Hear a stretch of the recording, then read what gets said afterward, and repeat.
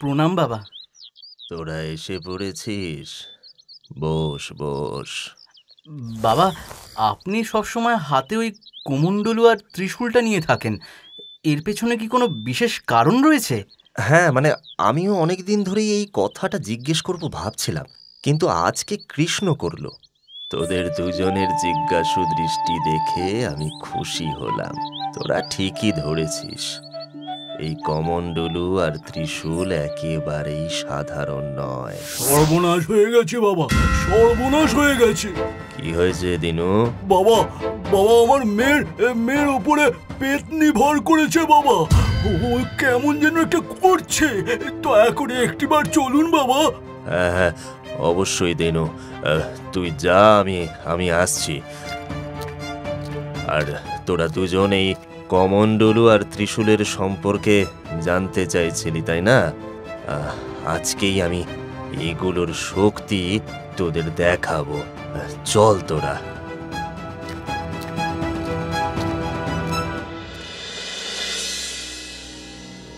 এই বলে সাধু বাবা তার দুই শিষ্যকে নিয়ে কুটিরের বাইরে বেরিয়ে গ্রামের দিকে যাত্রা করলেন। তিনজনে গিয়ে উপস্থিত হল গ্রামের দিনু ঘোষের বাড়িতে। সাধুকে দেখেই দিনু তার পায়ে পড়ে বলল, আপনি এসে গেছেন বাবা, দয়া করে আমার মেয়েটাকে বাঁচান বাবা, বাঁচান বাবা। শান্ত হ দিনু, শান্ত হ। শান্ত হয়ে আগে সবটা খুলে বল দেখি। আর কি বলবো বাবা, বারবার মেয়েটারে বারণ করতাম খোলা চুলে পুকুর ঘাটে যাস নি, কিন্তু মেয়েটা শুনলই না। সেই যে পরশু পুকুর থেকে ফিরলো, তারপর থেকেই সারা ঘরে যেন তাণ্ডব করছে, কেবল বলছে ও সবাইকে শেষ করে দেবে। বাবা, আমার মেয়েটা বাঁচবে তো? চিন্তা করিস না দিনু, আমি বুঝেছি এটা পুকুর পাড়ের তাল গাছের পেতনি। ওকে আমার চেনা আছে।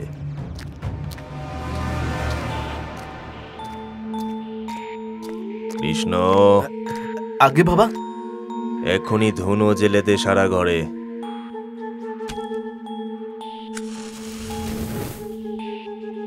দিনু, তুই তোর মেয়েকে নিয়ে আয়।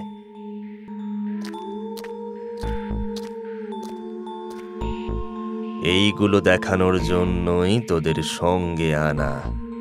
এই দেখ, এই কমণ্ডলুর জল সারা বাড়িতে ছিটিয়ে আমি ঘর বন্ধ করে দিচ্ছি। এতে কি হবে বাবা? এর ফলে কোনো অশরীরী আত্মা এই ঘরের লোকের কোনো ক্ষতি করতে পারবে না। সে এই বাড়িতে প্রবেশ করতে পারবে না। অর্থাৎ ঘরের লোককে সুরক্ষিত রাখার জন্যই এই ব্যবস্থা। একদমই তাই। এই কমণ্ডলুর জল অত্যন্ত শক্তিশালী মন্ত্র দ্বারা মন্ত্রীভূত করা। আর তোমরা কিন্তু কেউ এখন ঘর থেকে বেরোবে না, বুঝলে? ছেড়ে দে, আমায় ছেড়ে দে, আমায় ছেড়ে দাও, ছেড়ে দাও। বল বল, কে তুই? কোথা থেকে এসেছিস তুই? বলবো না, কিছুতেই বলবো না। আচ্ছা, বলবি না তাই তো? তোর এত সাহস? এই নে। বলছি বলছি বলছি বল এখনই, নইলে এই ত্রিশূল দিয়েই তোর ভবলীলা সাঙ্গ করে দেব আমি। আমি ওই পুকুর পাড়ের পেতনি। এই মেয়েটা রোজ চুল খুলে জল আনতে যেত। কচি মেয়ে, তাই লোভ সামলাতে পারিনি। এখন আর যাব না। কি বললি? যাবি না? তোর এত সাহস? দেখ এবার। ওং ক্রিং ফ্রিং গট ফট স্বাহা। এই নে। কুরু কুরু দম ফট স্বাহা। বাবা গো, আমরা ফেললো গো। যাচ্ছি যাচ্ছি, চলে যাচ্ছি। বাবা গো, মা গো। শয়তানি, এক্ষুনি চলে যা তুই। আর যদি এই মুখ হয়েছিস, তোকে বোতল বন্দি করে কাপালিকের কাছে পাঠিয়ে দেব। আসবো না, আসবো না, আর কখনো আসবো না। বাবা রে, পালাই রে।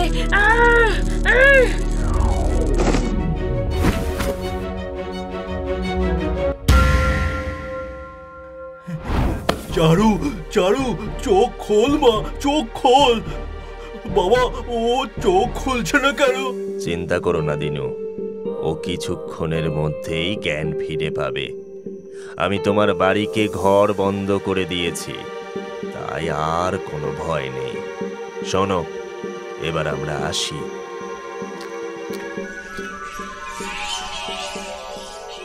বাবা, আপনি সত্যি সত্যি ধন্য। আর আমরা এতদিন ধরে আপনার সঙ্গে রয়েছি, কিন্তু কখনো জানতাম না আপনার কাছে এরকম দুটো শক্তিশালী বস্তু রয়েছে। হ্যাঁ বাবা, আমরা সত্যি ধন্য, আপনার মতো গুরু পেয়েছি আমরা। এসবই আমি আমার গুরুর থেকে লাভ করেছি। এবার আমি তোদের দুজনকে এসব দিয়ে যাচ্ছি। আমার অবর্তমানে তোরা মানুষের কল্যাণে এই শক্তির ব্যবহার করিস, কেমন? বাবা, আপনি কেন এরকম বলছেন? ঈশ্বর করুক আপনার হাত সবসময় যেন আমাদের মাথার উপরে থাকে। হ্যাঁ বাবা, কৃষ্ণ তো একদম ঠিকই বলেছে। তা কি হয় নাকি বাছা? জন্মালে মৃত্যু তো আসবেই। আর তাছাড়া আমার শরীরের হাল খুব একটা ভালো নয়, কি জানি কখন কি হয়। আপনি বলুন না বাবা, আমরা ভালো কবিরাজ এনে আপনার চিকিৎসা করাবো। না না কৃষ্ণ, কবিরাজ এর কিছুই করতে পারবে না।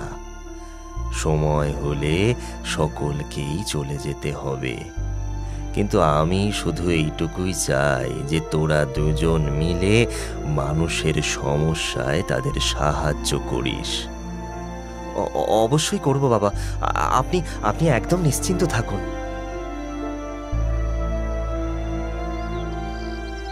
সাধু বাবার আশঙ্কাই সত্যি হলো। কয়েকদিন পরেই হঠাৎই হৃদরোগে আক্রান্ত হয়ে সাধু বাবার মৃত্যু হলো। কৃষ্ণ আর ভারত ভারাক্রান্ত হৃদয়ে সাধু বাবাকে সমাধিস্থ করল। এরপরে আরও কয়েকদিন কেটে গেল। সেদিন ভারত মনমরা হয়ে রোয়াকে বসেছিল। তখনই কৃষ্ণ তার কাছে এসে বলল, ভারত, আমি এবার আসি, বুঝলি? আসি মানে? তুই কোথায় যাচ্ছিস? আর এই ত্রিশূলটাই বা তোর হাতে কি করছে? হ্যাঁ, এটা আমি নিলাম, আর কমণ্ডলুটা তোর জন্য রইল। সাধু বাবা তো জীবিত থাকতেই বলেছিলেন যে আমরা যেন এই বস্তু দুটো নিয়ে নিই। তুই কি আবল তাবল বকছিস কৃষ্ণ? বাবা কখনোই এগুলোকে ভাগাভাগি করতে বলেননি। আর তাছাড়া তুই কোথায় যাচ্ছিস? যাচ্ছি নিজের রোজগারের পথ প্রশস্ত করতে। বাবা তো আর নেই, তাহলে এখানে থেকে কি করব? তার চেয়ে গ্রামে ঘুরে রোজগারের ব্যবস্থা করি। কিন্তু কৃষ্ণ, আমরা দুজনে একসাথে বাবার থেকে শিক্ষা অর্জন করেছি।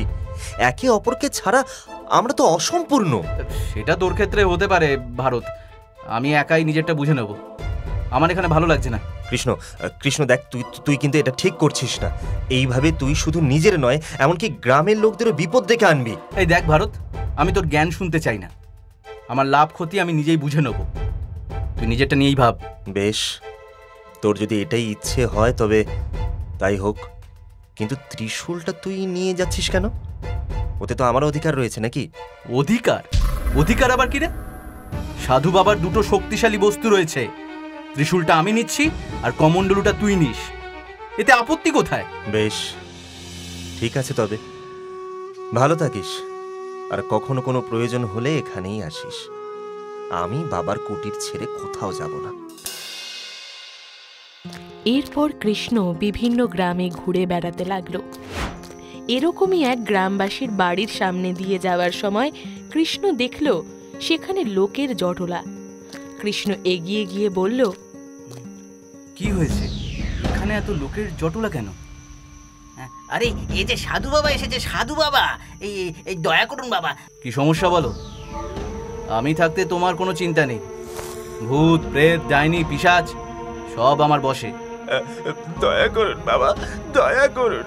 এই 3 দিন ধরে সারা বাড়িতে যেন কার দৃষ্টি পড়েছে, থেকে থেকে কান্নার শব্দ শোনা যাচ্ছে। তোমার কোনো ভয় নেই, আমি সব ঠিক করে দেবো। এই ত্রিশূল হলো অপদেবতার সাক্ষাৎ যম। আমি যদি তোমার সমস্যার সমাধান করতে পারি তবেই আমায় দক্ষিণা দিও, নইলে কিচ্ছুটি লাগবে না। বাহ বাহ, সত্যি এই হলো সিদ্ধ পুরুষ। শোনো, তুমি এখনই আমায় কিছু জিনিস জোগাড় করে দাও, আমি যজ্ঞে বসবো।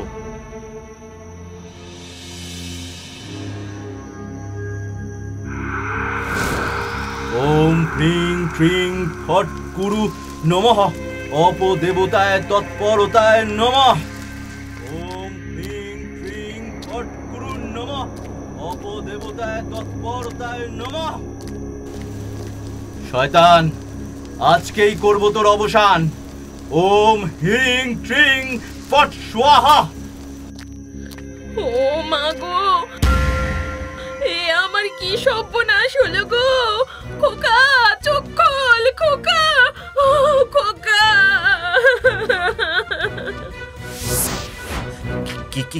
কি হয়েছে বউ? হ্যাঁ, খোকার কি হয়েছে? হ্যাঁ, জানি না গো, হঠাৎ করে ঝড়ের মতন কি ঘরে ঢুকলো আর খোকা চিৎকার করে কেঁদে উঠলো। ছুটে এসে দেখি খোকা নিঃশ্বাস নিচ্ছে না। খোকা! হায় হায় হায় হায় হায় হায়, এ কি সর্বনাশ হলো আমার! বাবা, এটা কি হলো? আপনি তো বলেছিলেন সব ঠিক হয়ে যাবে। ওই শয়তান আমার খোকাকে মেরে ফেললো। ও, তার মানে কমণ্ডলুর জল ছিটিয়ে ঘরবন্দি করিনি দেখে ওই প্রেতাত্মা বাচ্চাটার প্রাণ নিয়ে নিল। হায় হায় হায়, না না না না, এদের বুঝতে দেওয়া যাবে না। এটা কি হলো সাধু বাবা? আপনি থাকতে ওই অশরীরী কি করে বাচ্চাটাকে হত্যা করলো? আহ, কি মুশকিল! এতে আমি কি করব? আমি তো তোমাদের সামনে যজ্ঞে বসলাম, এদিকে কি হলো কি করে বুঝবো? তা যখন জানেন না তখন এলেন কেন? হায় হায়, ওর ঘরটা তো একেবারে খালি হয়ে গেল গো। আরে আমি কি ইচ্ছে করে করেছি নাকি? অদ্ভুত তো, নিয়তির খেলা কি আর বাধা দেওয়া যায় নাকি? খোকা, খোকা! এই সুযোগে কেটে পড়ি, নইলে আবার সমস্যা হতে পারে। কৃষ্ণ সেখান থেকে পালিয়ে গেল। অন্যদিকে সাধু বাবার মৃত্যু হতেই পুকুর পাড়ের সেই পেতনি আবার নির্ভীক হয়ে গ্রামের লোকের ওপর অত্যাচার শুরু করলো। গ্রামের লোক ভারতের কাছে এসে তার সাহায্য চাইল। আজকে সাধু বাবা থাকলে তিনি বিপদের হাত থেকে আমাদের রক্ষা করতেন। আমরা অনেক আশা নিয়ে আপনার কাছে এসেছি, এই দয়া করে একটা উপায় দিন, নইলে ওই পেতনি যে কোনো দিন বড় ক্ষতি করবে। হায় ভগবান, ওই ত্রিশূল ছাড়া আমি তো এদের সমস্যার পূর্ণ সমাধান করতে পারবো না, কিন্তু কিন্তু কিছু তো একটা করতেই হবে। হ্যাঁ, আপনি আমাদের শেষ ভরসা। আচ্ছা আচ্ছা আচ্ছা, ঠিক আছে ঠিক আছে, তোমরা চিন্তা করো না, আমি নিজের সর্বস্ব দিয়ে চেষ্টা করব। তোমরা ঘরে ফিরে যাও, আমি আমি আমি আমি আসছি।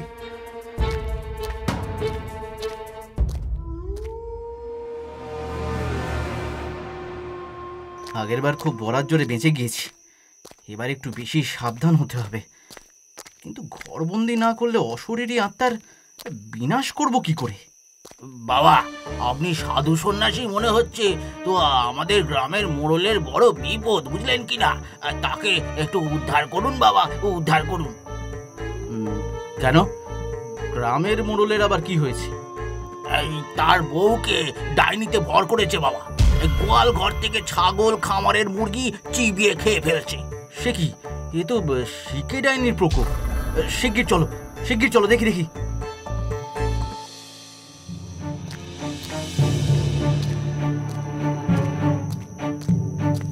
বড় বিপদে পড়েছি বাবা, বউটা বুঝি শুকিয়ে মরে যাবে। কিছু একটা করুন, কিছু একটা করুন। মোড়ল মশাই, আপনি চিন্তা করবেন না, আমি এসে গেছি তো। এইসব শিকে ডাইনির জম আমি। আমি আপনার স্ত্রীকে সুস্থ করতে পারলে তবেই আমায় দক্ষিণা দেবেন, নচেত নয়।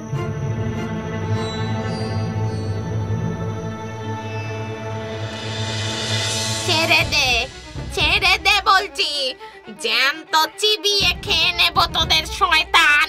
ছাড় বলছি, ছাড়। চুপ, একদম চুপ। বল কেন এসেছিস, কেন এসেছিস বল। মোড়ল গিন্নি কেন আমার সামনে দিয়ে অমাবস্যার রাতে সুগন্ধি মেখে যাচ্ছিল? উফ, কি সুন্দর গন্ধ।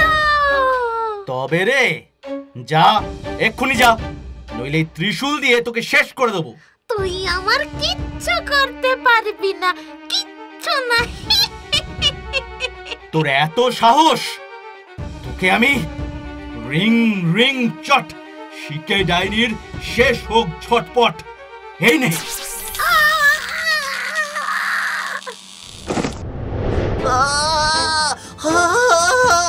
বাঁচাও, বাঁচাও! সর্বনাশ, ওই ডাইনি ঘরে ঢুকে কিছু করলো না তো? মোড়ল মশাই, এ কি হলো? হ্যাঁ, এটা কি হলো? মোড়ল মশাই, চোখ খুলুন, কি হলো?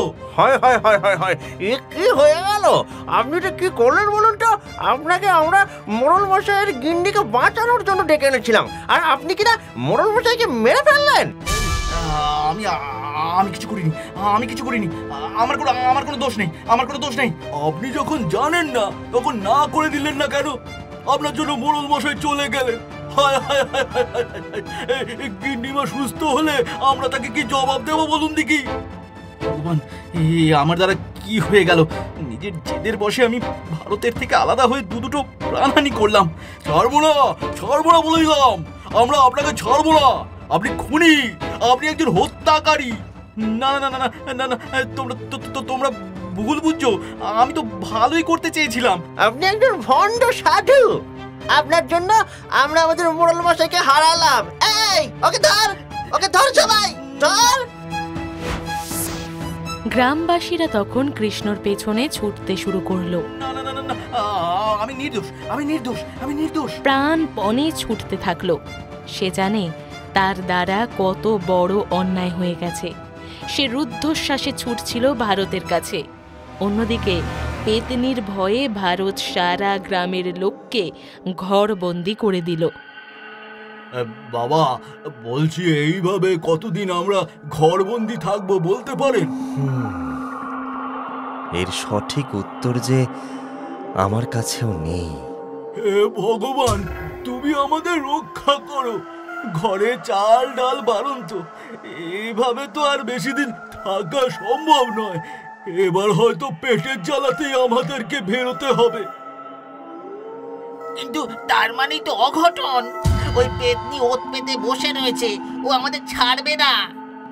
বাবা, তুমি বারবার বলেছিলে যে মানুষের সাহায্য করতে, আর আজকে আমি এতটাই অপারগ যে আমি চেয়েও কিছুই করতে পারছি না। কে বললো পারবি না ভারত? আমরা দুজনে মিলে সব বিপদের মোকাবিলা করতে পারবো। কৃষ্ণ, কৃষ্ণ, তুই? আমায় ক্ষমা করে দে ভারত। লোভে আর ক্ষমতার আশায় আমি অনেক বড় অপরাধ করেছি, অনেক বড় ভুল করে বুঝেছি এই ত্রিশূল আর কমণ্ডলু দুটো একে অপরের পরিপূরক। বুকে আয় ভাই, আমি তো তোকে বলেছিলাম কৃষ্ণ যে সাধু বাবা সব সময় চাইতেন আমরা একসাথে লড়াই করি। আমি বিপথে চলে গেছিলাম রে, কিন্তু এখন আমি বুঝেছি। এবার চল, আমরা দুজনে মিলে গ্রামকে বিপদ মুক্ত করে তুলি। হ্যাঁ, চল চল।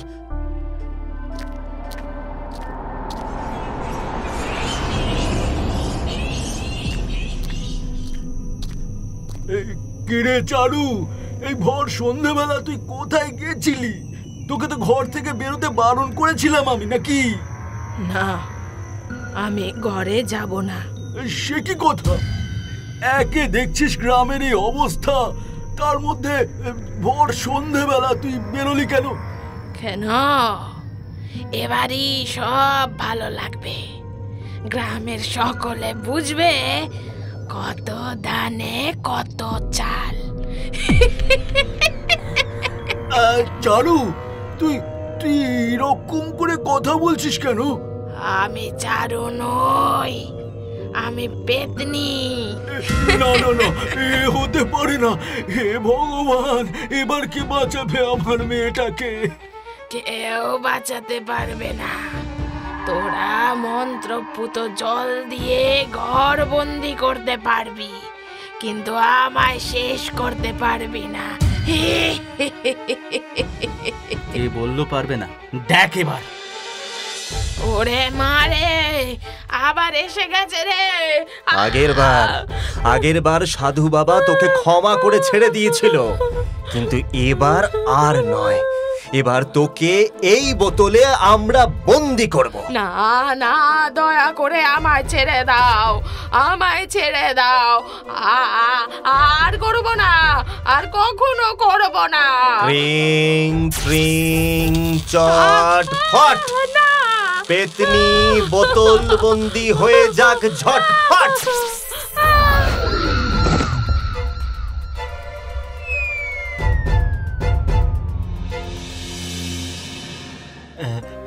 ধন্যবাদ, আপনাদের দুজনকে অশেষ ধন্যবাদ। আজকে আপনাদের জন্য আমার মেয়েটা জীবন ফিরে পেল। এরকম বলো না, এটাই তো আমাদের কর্তব্য। এখন থেকে আমরা দুজনে মিলেই গ্রামের সকলের জন্য সব সময় আছি। ওই পেতনি আর কোনো ক্ষতি করতে পারবে না। হ্যাঁ, সাধু বাবা সবসময় বলতেন, নিজের স্বার্থের থেকে বড় হলো মানুষের স্বার্থ। আর এবার আমরা মানুষের কল্যাণেই নিজেদের জীবন নির্বাহ করব।